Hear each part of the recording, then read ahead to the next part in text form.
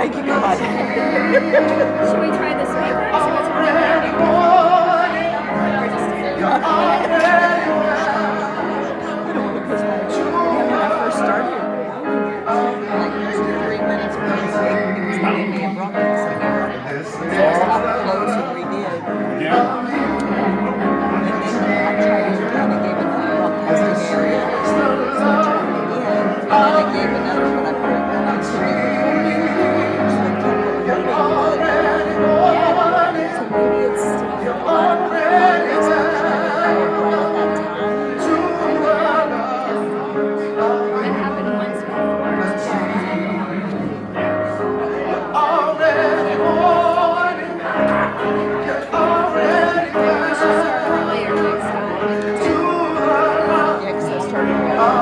started trying to pick up 10:56 and 10:57. You're already born. before. Already to the love of you. Let's find a seat. You're already born in. Find your way back to your seats. Already welcome in to the love of you. Good job. You Let's did. see. Did you have to restart it? Yeah. We figured that was a good time. Yeah.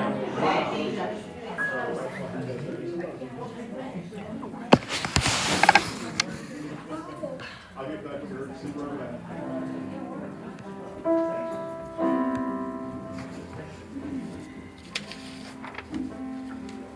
Joe, I think.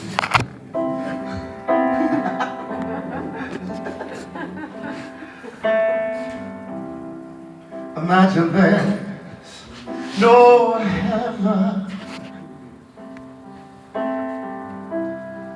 It's easy if you try. No hell below us, above us only sky. Imagine all the people living for today. Oh, imagine there's no countries. It isn't hard to do.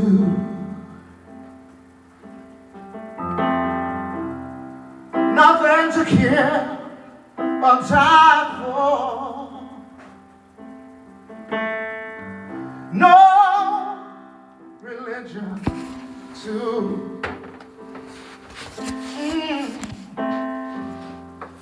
imagine all the people living life in peace. You may say I'm a dreamer, oh, but I'm not the only one. I hope someday you'll join us, and the world will be as one. Imagine no possessions. I wonder if you can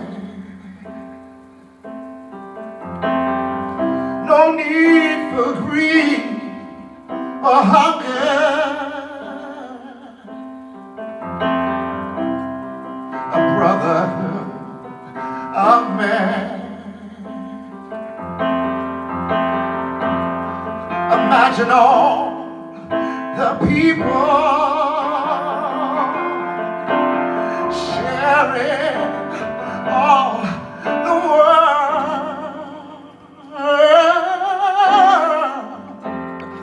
You may say I'm a dreamer,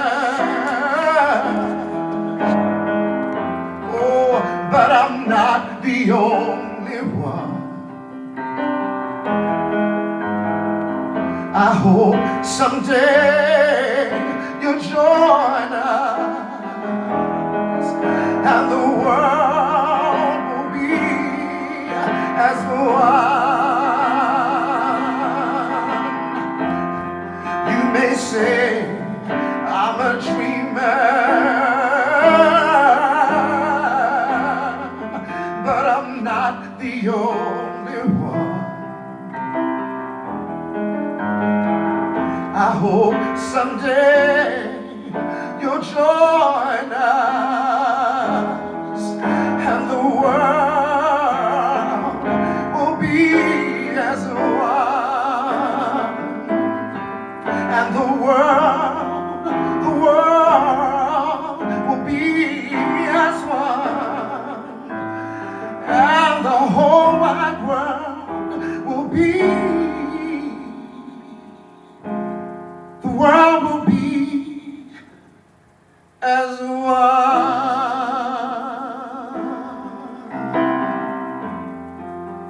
The world will live as one.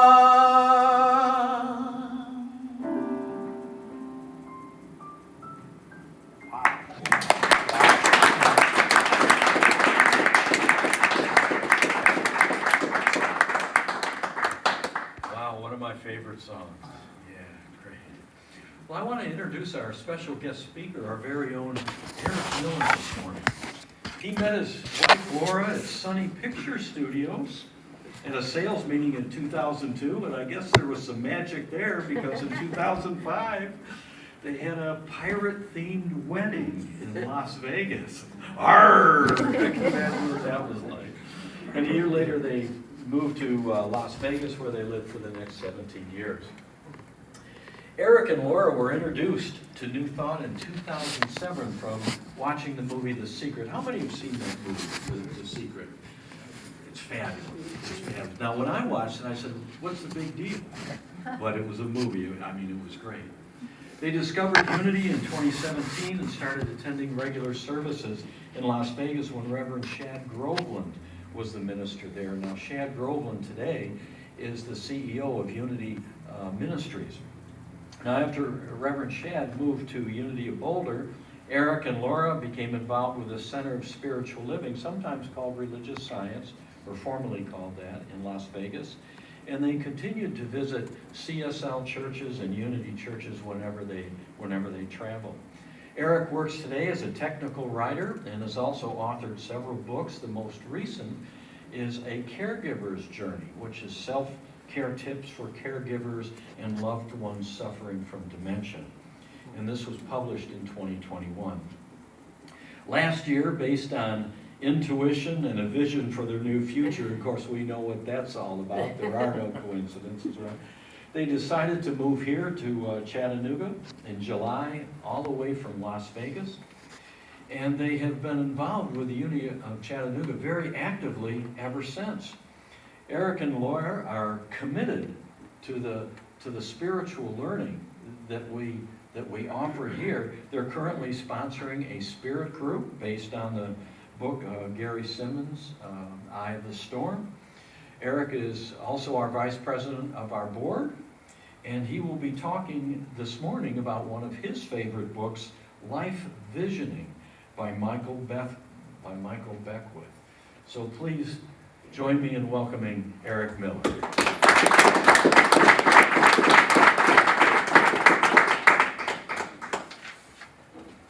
Wow, thank you very much.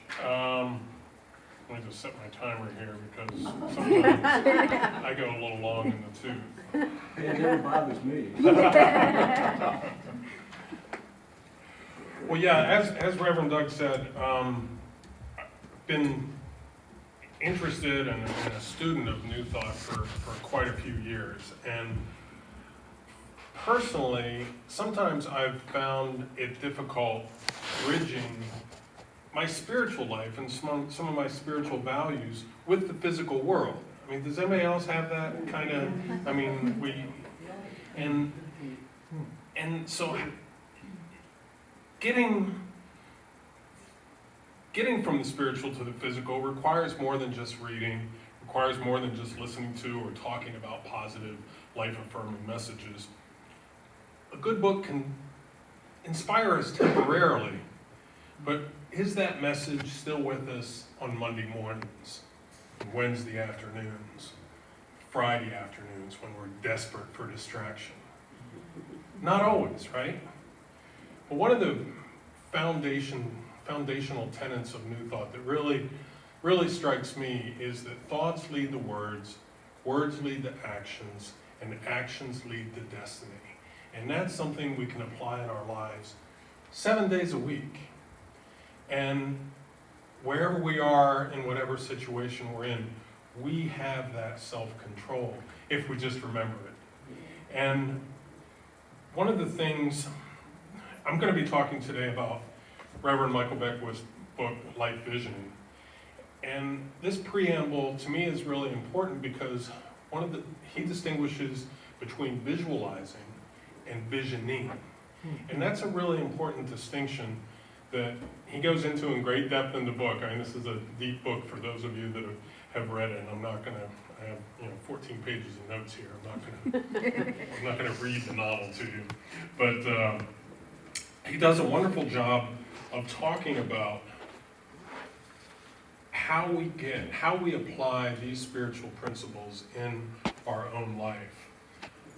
Because I, for one, love the idea that we're spiritual beings having a human experience. Does anyone else kind of, take that kind of long-term view of their life?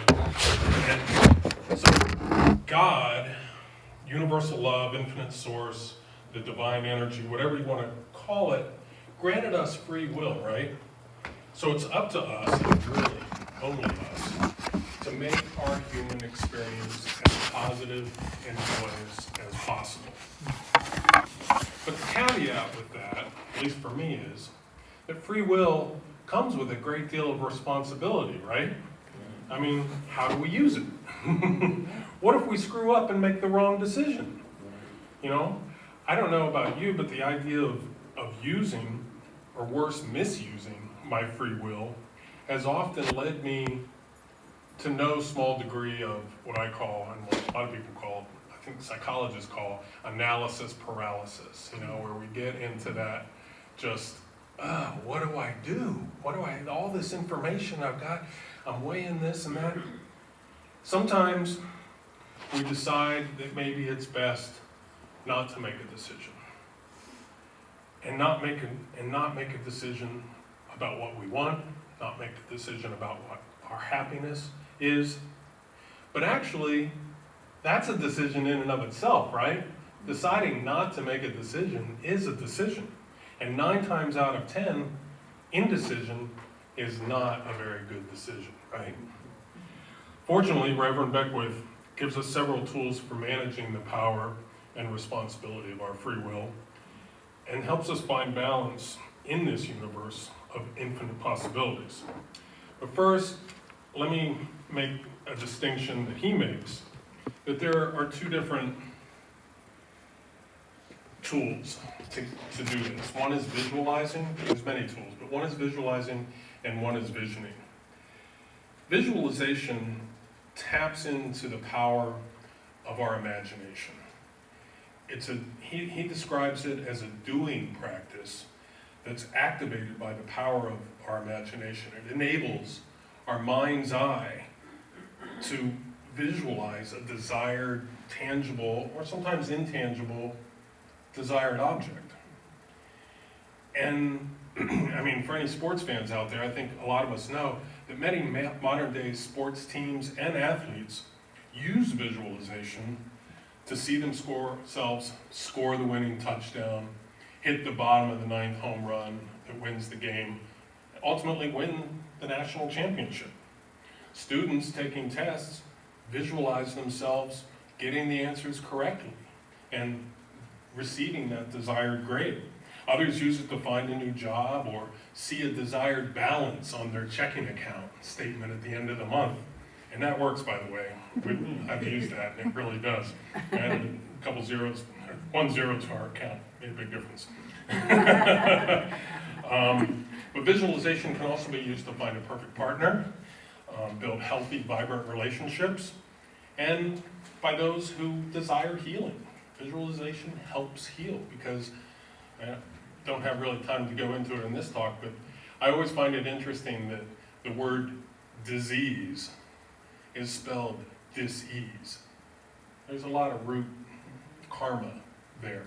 We're not going to go into that today, though. I'm going to stay focused on visualization and visioning. But to give you an example, last year, my wife Laura and I, we decided, well, actually the year before, that we were no longer as attached to Las Vegas as we had been. And I'm going to get to that a little bit later in my talk, because that has more to do with visioning. But visualization, I think, is a little bit easier concept to understand. So I want to give you an example. I've always loved 4Runners. Just Toyota 4Runners. I like the shape of them. I like how they look. I like how they ride. And during the pandemic, in the early days of the pandemic, I saw in the back of the Review Journal, which is the Las Vegas paper, some guy was selling his 2005 Toyota 4Runner for $5,000. And I called him up, and it had been towed on the back of his RV all these many years. And so it had a lot of miles on it, but they weren't really road miles because it was towed. And I was like, wow, that's a great deal, $5,000. And this was before we even decided to move. So I called him back, it was already sold.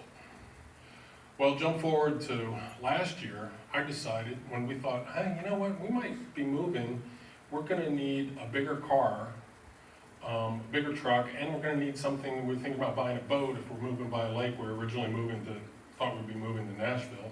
They had a lake. Coming from Las Vegas, we were like, wow, a lake, cool, let's get a boat. I need a car to pull the boat. My wife's Prius wasn't gonna do it. And my Camry, it was a great car, my Camry is a great car, but it's like, let's get a 4Runner. So I had in my mind, I wanted the perfect used 4Runner. But anybody that's been in the used car market in the last couple of years knows that things are very different than they were in 2020. Used car, I guess supply and demand, or part shortage, or whatever. But I stubbornly had this idea in my head that I wanted to do a swap between Old Blue, which is what I call my Camry, great car, awesome car. Took it to Burning Man, it's awesome, amazing car. And for the same price that I was gonna, I wanted to swap it for a 4Runner. But that was gonna limit my options, right? Because a dealer was gonna lowball me on the price they wanted to pay for my Camry and overcharge me, charging top dollar for the car that I was buying. So I kind of knew I was in the private market. So I started looking in January of last year, and I just wasn't finding anything, not in the price range that I was looking for. But I kept still seeing it. I was like, you know what, this car is out there. I'm gonna find this car. Well, by then, we had booked our movers for the July 4th weekend of last year to pack up our stuff. We'd sold our house the previous year. We're living in a 3-bedroom apartment surrounded by boxes because we knew we were going to be moving across the country. And the movers were coming in July. Late May, right before Memorial Day, I found this ad on autotrader.com for a 4Runner. It was in San Diego. It had almost 300,000 miles on it. I was like, oh, but the price was right. I called the guy, connected, and this is a wonderful thing about visualizing and visioning. The universe started conspiring to help me get that car. Mm-hmm. Right away, I was like, well, I gotta get to San Diego. How do I get to San Diego? Do I drive this? I can't drive to San Diego because if I buy the car, I can't drive 2 cars back, and getting her to come with me was kind of a non-starter. It's one of those conversations that ended before it began, you know what I mean? And so I looked online. I found a flight, Frontier Air, to San Diego, direct flight, Las Vegas to San Diego, $19 each way. I mean, is that the universe conspiring to help me or whatever? So I bought 2 one-way tickets, figuring if I buy the car, I'm only out $19 on the ticket that I don't use coming back, or I have the whole thing cost me $38. That was with tax too. That was with tax and airline fees and everything. It was one of those things where, I could bring one. I had my computer shoulder bag and nothing else. I had to sit in between. It was no assigned seating, or you had to pay extra for assigned seating. But for $19, I'm like, I'll do that. Thanks, universe. Get there, find out that yes, this car has this 4Runner has almost 300,000 miles on it. But the guy who owned it had owned it from the very beginning. He was a former Formula One race driver. It's tough to say. Former Formula One race driver. So him and his pit crew, they used the 4Runner as a support vehicle for their races. So him and his pit crew had replaced every part on that car over the years with stock and usually pro stock equipment. And he was just a really cool guy. And we connected, and I drove it, and just I loved it. He ended up giving me a discount because it had all the bells and whistles I wanted. It had an awesome stereo in it with a cassette player, a sunroof, and the important trailer hitch. Everything worked great, except the plastic covering on the electric seat controls of the driver's seat was a little loose. He gave me a discount. He's like, I really feel bad. So I bought the car, went to the bank, pulled the cash out of the bank, bought the car, drove back to Las Vegas, happy as a smiling Buddha. I was just smiling. It was beautiful. And I got over 20 miles a gallon too, because that was one thing I was worried about. I was like, ooh, the gas mileage is not going to be great. It was better than I expected. Get to Vegas. At this point, we are 4 weeks away from the movers coming to pick us up on the July 4th weekend. This is early June. We now have 3 cars to get across the country. And Reno, for those of you that have met my dog, he's a very talented dog, but driving is not really in his wheelhouse. So I knew I had to sell my Camry, my beloved Camry. So right away I cleaned it up and I put an ad in the paper, in Auto Trader. Crickets, just crickets. I lower the price a little bit, and I start to, I put the ad in the paper, and our current HOA and our previous HOA, and I started getting responses back. But people, this spiritual life isn't all puppy dogs and rainbows. I wasn't really getting the offers flowing in that I thought. I had priced my car very fairly. I had priced it, but everybody was lowballing me on the price. But I stuck with it. I was like, this is a perfect car. This is a great, my Camry was a beautiful car. It was a V6, baby blue, sunroof, fast, brand new tires on it, great maintenance record. I just stuck with it. I kept on visioning that someone's gonna see the value of this car as much as I do. Even though time is ticking. Yeah, the movers are coming. There's no calling, I can't sell my car, so you gotta wait. That was not an option. Finally, about 10 days before we're due to leave, I get an email from somebody from the HOA that I'd gotten this inspiration to put this ad in our HOA paper. And it's this guy who, his daughter is starting college and she needs a reliable car. And I had been visualizing this person that was gonna fall in love with my car. But it was funny, I couldn't determine whether it was a guy or a girl. And as it turns out, it was this really cool FBI agent who was having his daughter buy the car, her first car, as her first responsibility. When she saw the car and took it for a test drive, and this girl, she's like 19 years old, and she fell in love with it. I thought, oh, there's no way this girl's gonna fall in love with my car, right? She fell in love with it and wanted it. It's like, Dad, I want it. And he's like, don't say that. It was really nice. So, and that deal, the universe again conspiring to help me.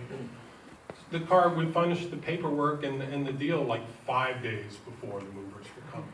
It was the Wednesday before. Now, on that very same day, the night before I closed the deal on the Camry, again, life is not always puppy dogs and rainbows.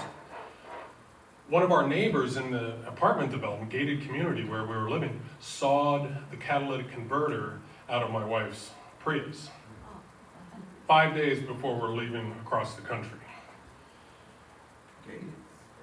Yeah, no, it was just like, okay. So, catalytic converter theft is a big problem in the whole country. It's really huge in Las Vegas. I talked to this guy who's my new best friend in Las Vegas, this FBI agent. I'm like, is the FBI doing anything about catalytic converter theft? And he's like, actually, yeah, we have a team on it. And I was like, I'm going to give you a tip about somebody that because I knew who it was in the building, or I thought I knew who it was, and I'm pretty sure I was right. Gave him the tip on that. Anyway, call our insurance company, and we get to a dealership, like, I don't know whether we're going to be able to do this. They get on the phone. Oh, there's a reused one we can fit in. They get it all done.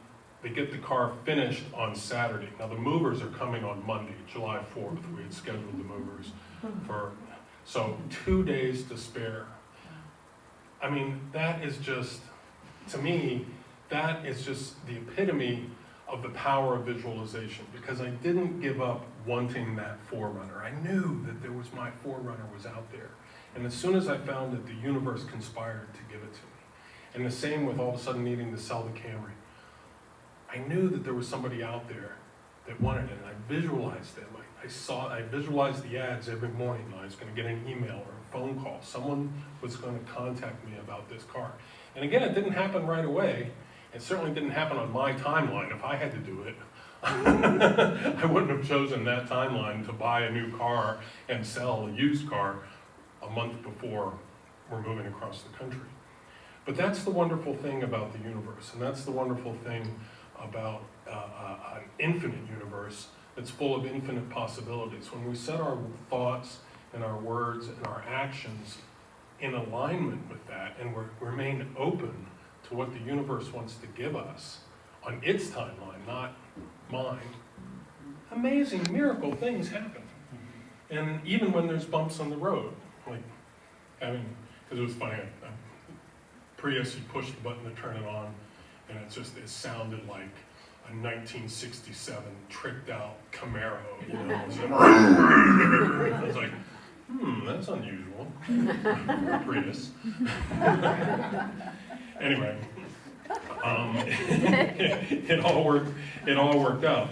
Now, visioning, on the other hand, is more like for the example, when we decided to move, we were in the Sultana Bar in Williams, Arizona, waiting for a train to go to the Grand Canyon. We'd been to the Grand Canyon before. And this was after my mother had died, and two of my two best friends in Las Vegas had died, all within a year of each other. And we realized suddenly, kind of simultaneously, sitting in this old bar surrounded by these giant elk with antlers and black marble eyes staring down, about a dozen of them in this place, that we weren't as attached to Las Vegas as we had been before. And we realized, wow, this is an opportunity to move, or pick up stakes and change our address. And that's visioning. That is giving the power of leaning into the power of intuition.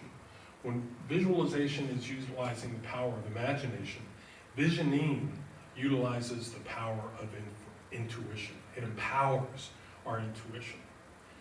And so after we made that decision, that realization, that summer, it was crazy. Our mailbox, universe again conspiring to help us, just started being filled with crazier and crazier offers on our house. And we had previously not thought about selling our house, but they were just getting better and better throughout the summer. And we decided to start looking at cities. We put Nashville on top of our list. We came here in August came this way. We checked out a bunch of different cities. Again, life is not puppy dogs and rainbows all the time. Nashville, we didn't really fall in love with Nashville. The traffic there and just the way was situated. It just didn't resonate with us. Neither did Athens.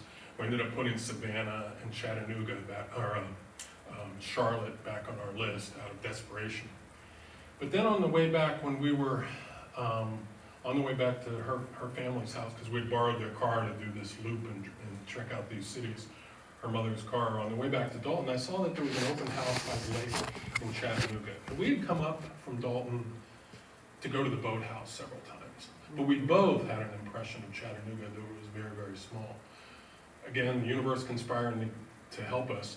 This townhouse by the lake out by Marina Point was open for one day. We drove there directly from Athens, walked right into the place. The realtor happened to be there. We didn't love the place, but we loved the idea of moving in, of being close to the lake. So our intuition was fueled.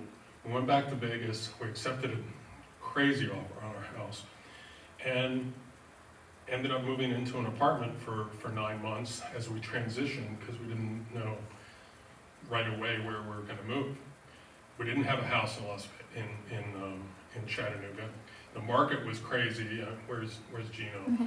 I mean, even in 2022, I mean, this stuff was flying off the market in, days, if not, a matter of days, if not hours. So we resigned ourselves that we're probably going to have to rent here too when we first. So we ended up signing a lease at Marina Point Apartments for a 3-bedroom apartment. Lo and behold, again, right just before I found the Forerunner on Auto Trader, Laura saw an ad on Realtor.com for an as-is home in Eagle Bluff out in Harrison, a part of Chattanooga we hadn't even considered before. It was as-is, and it had been on the market for like 2 weeks. So what's wrong with this place? There were 12 pictures on it. We sent our realtor out to look at it. She said, oh, it looks like a pretty nice place. I'd live here. So we bought it. We put an offer in on the house, sight unseen, except for the 12 pictures and the word of our realtor. And we loved it. Several of you have been out to our house. I mean, it was the universe conspiring. We got everything we wanted. We got the modern kitchen, the modern bath. One of my pet peeves is a toilet that's next to the shower. I just hate that. I don't know why that ever started happening in this country, but it needs to stop. There's any architects out there. All the 2 bathrooms with a shower, the toilets are separated, so I was happy. Beautiful view. The universe just gave us what we wanted because we leaned into that intuitive process. We leaned into that vision. We weren't specific about what we wanted. We weren't specific about the kind of deck we wanted or the kind of kitchen we wanted or anything. We leaned into the feeling of it, and that's what the universe gave us back. So that is a big part of what Michael Beckwith talks about in the book, in his book, Life Visioning. He goes into a lot of other aspects of it, but I wanted to talk and bring this idea of visioning and visualization to us, because as a community, as our Unity community here, we are in the search for a new church home, right? So, I mean, if we have time, I know I went a little bit over, but I was hoping that maybe we could put some of this into practice and do a group visualization for a new church home, because there is such power, especially when we do it in a group. When multiple minds have the same intention and the same focus, it creates a vortex in the divine energetic field that it feels it has to fill. It's like, if all these people want this same thing, okay, here's that. It really does happen. So if we have time, do we have time? Okay, so let's do that. Let's think about, let's close our eyes. Oh, excuse me? Are we going to be visualizing or visioning? We're going to be visualizing. We're going to be I visual. still don't understand the difference. Oh, I'm sorry. Can I talk to you afterwards and I'll try to be more clear about it? Visioning, quickly, visualizing is about utilizing our imagination. Visioning is about utilizing our intuition. So that's the big distinction between the two. So our intuition, we would use visioning. Say we found a place. Say we found that Seventh-day Adventist place, Nicole, that you found for us and you recommended to us a couple months ago. what we might have done as a congregation then was vision about that. Is that the right space to us? Does that feel right? Intuitively, does that feel right? What we're going to be doing now is visualizing a brand new space. We don't know where it is. We know it's somewhere here in Chattanooga. It's looking for us as much as we're looking for it. Does that help a little bit? Distinguish between? Okay. So let's do it. Let's close our eyes. Let's close our eyes and just think, just visualize in our mind's eye, driving up to the place, what does it look like? Is there a canopy of trees over the parking lot? Is that front door, is it a double front door? Or is it brass handles or is it wooden handles? What kind of windows are on the outside of the place? And then stepping into the place, what color is that entrance hall? What is immediately on the right? Is it a room? Is it a space that maybe we could have a bookstore or a yoga room? What's on the left? Is that an office for maybe Penny or Reverend Doug or maybe an associate minister? As we step deeper into this space, this new space, this space that we're creating for our new church home, what's that sanctuary look like? Does it open up? Are there pews already built? Or is it a big open room with hardwood floors or tiled floors that has plenty of room for seating? As we look around, we look at the windows, we look at the light, we imagine the sun coming in on Sunday mornings, what that would be like. What does it smell like? Does it smell? It might smell a little dusty because, gosh, maybe it's been for rent for a little bit of time. But we can clean that up. We can paint those walls if we don't like that yellow. We can paint them sunshine yellow or lime green or bright orange or lavender. Whatever you think in your mind, picture that. And then picture the space for maybe a screen, an AV area, plenty of outlets and plugs, and maybe a stage for Landis and an accompanying band, that we can have a joyous and happy musical service in our new church home. And then turn around and look back at the space from what would be the pulpit area or the speaking area. What does that look like? Can you see the potential in the room, even if something's a little foggy and indiscreet? We're starting to get a vision of it. It's starting to come together. That's the power of visualization. And when we put that energy out into the universe, I promise the universe will and does conspire to give us what we want. Because we live in an infinite universe, and that means we live in a world of infinite possibilities. Thank you. Thank you very much.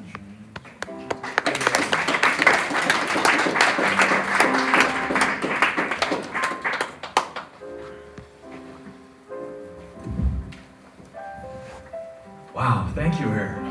Yeah. I want to talk to you after the service about a Porsche. Great idea. Oh, man. Envisioning, a new place. That's exactly what we're looking for. And believe it or not, things are popping up about that. Some of the board members and also myself, are starting to look, and things are starting to come. So, well, this is a part of our service where we choose prosperity, where we have an example, have an opportunity just to experience abundance in our life. So I would invite you to take those tithes and those offerings in your hand and simply know that they're going to this church, which allows us to do a lot of programs, to rent this facility, to have the resources for that next place, for our next church home. So let's take those tithes and those offerings in our hands and just repeat our offering statement together.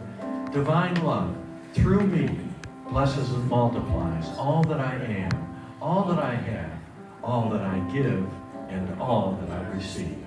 I give in love, and I receive in abundance. I am limited. I am divine. I am source energy, completely mine.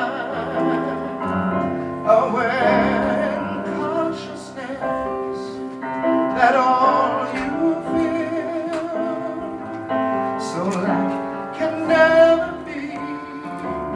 I'm holding you. I am unlimited. I am divine. I am source energy, completely mine. And so we give thanks for these tithes and these offerings so freely given from a heart filled and overflowing with abundance. And we know that they go forward to bless this church, to bless each and every one of us, and through our families and through our friends, to bless this community and to bless the world. Thank you, God.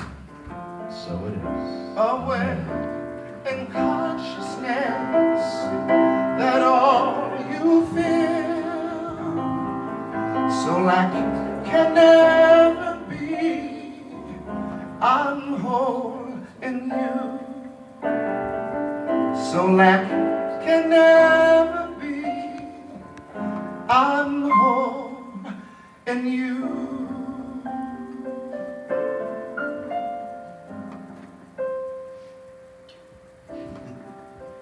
I just love the way you do things. Isn't he great?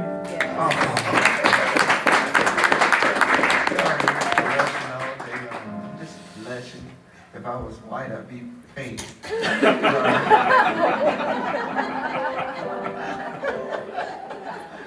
Like Jesus, okay?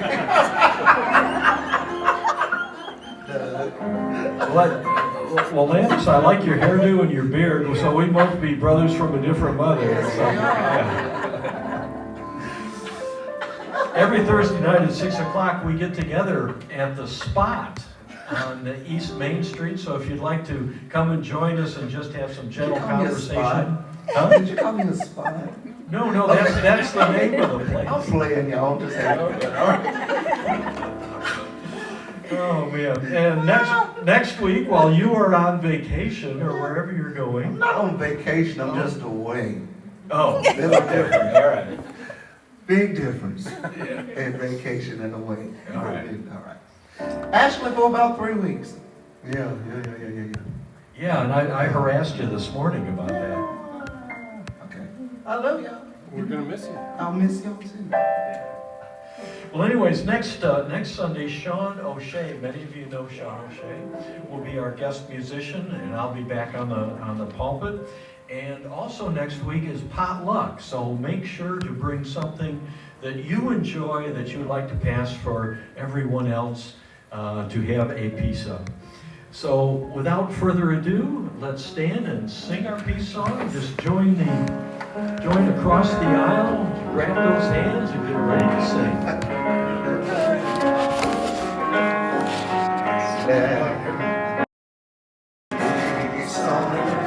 And let it begin with me. Let there be peace on earth, the peace that was meant to be. With God our Creator, in oneness all are we. Let us walk with each other in perfect harmony. Let peace begin with me. Let this be the moment now.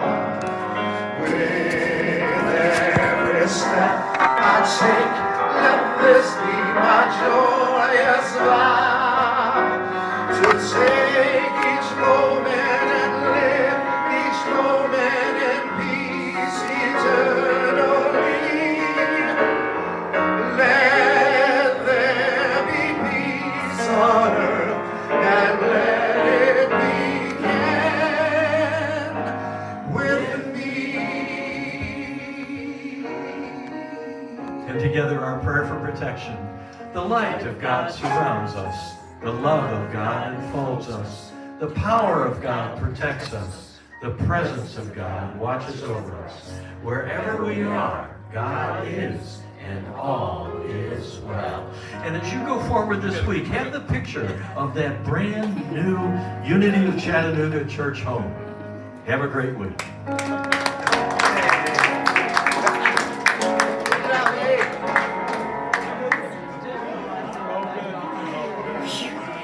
Got it.